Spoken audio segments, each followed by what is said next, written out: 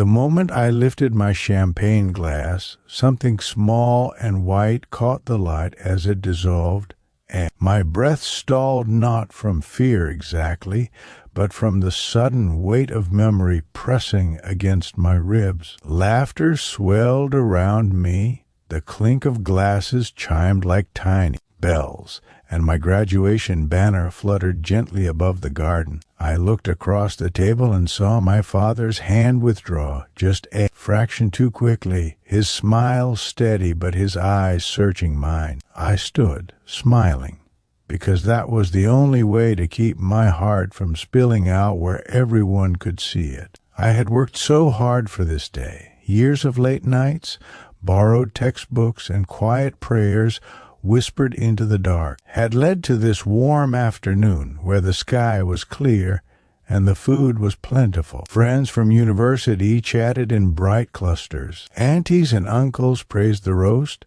and my mother dabbed at her eyes every time someone mentioned my degree. My father, Thomas Reed, stood near the drinks table, tall and neat in his press shirt, a man who believed preparation was the highest form of love. And there I was, holding a glass that suddenly felt heavier than my diploma.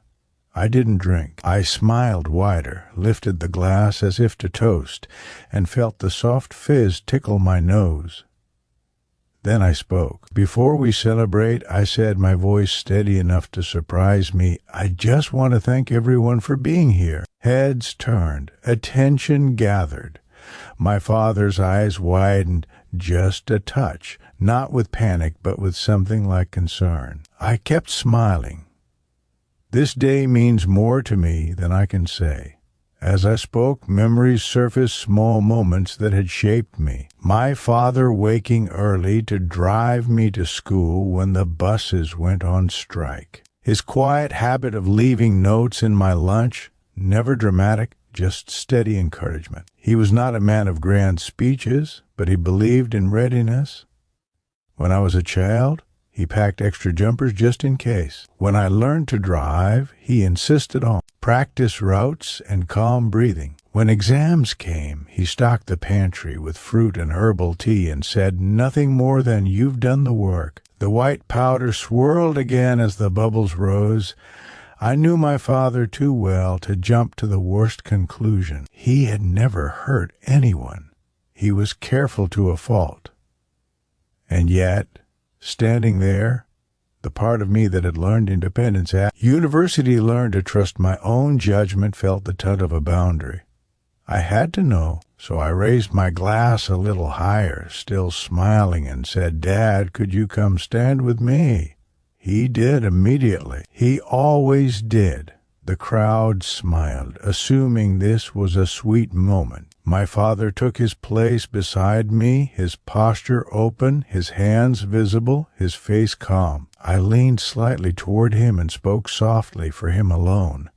"What did you add to my drink?" He didn't flinch. He didn't deny it. He sighed, a small sound that carried years of worry and care. "It's a glucose powder," he said gently, "and a pinch of magnesium, the same one your doctor suggested before your final exams. You didn't eat much today, love.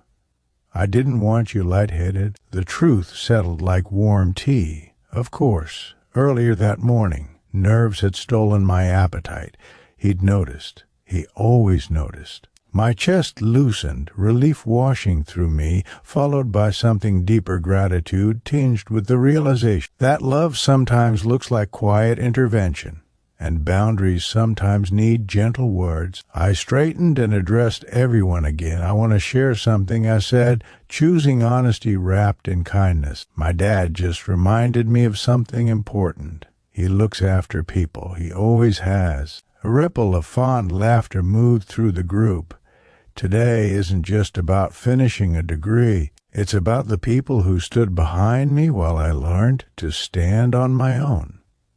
My father's eyes shone, but he said nothing. He never took credit.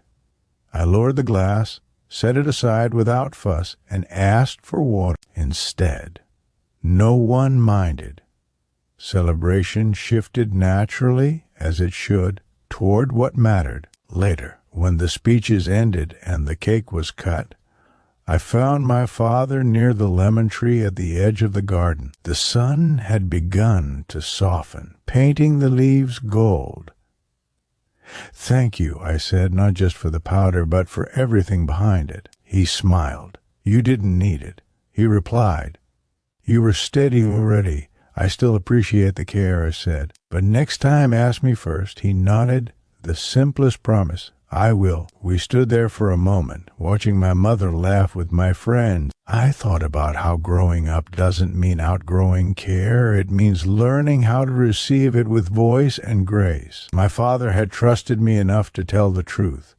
I had trusted him enough to listen. As the afternoon wore on, people shared stories how they'd struggled, who had helped them, what they hoped to become. I realized my story was woven from many hands. Teachers who stayed late, friends who studied with me, parents who believed preparation was love and trust was respect. When the last guest left and the plates were stacked, I felt lighter than I had all day. I hugged my father, and he hugged me back, careful and warm. "You did it," he said, pride simple and true. "So did you?" I answered. That night, as I placed my diploma on the shelf, I understood something I would carry forward. Kindness doesn't shout, and protection doesn't control. The strongest care invites conversation. The strongest confidence allows help. And the most meaningful celebrations are the ones where love is seen, named, and shared openly, respectfully, and with hope for what comes next.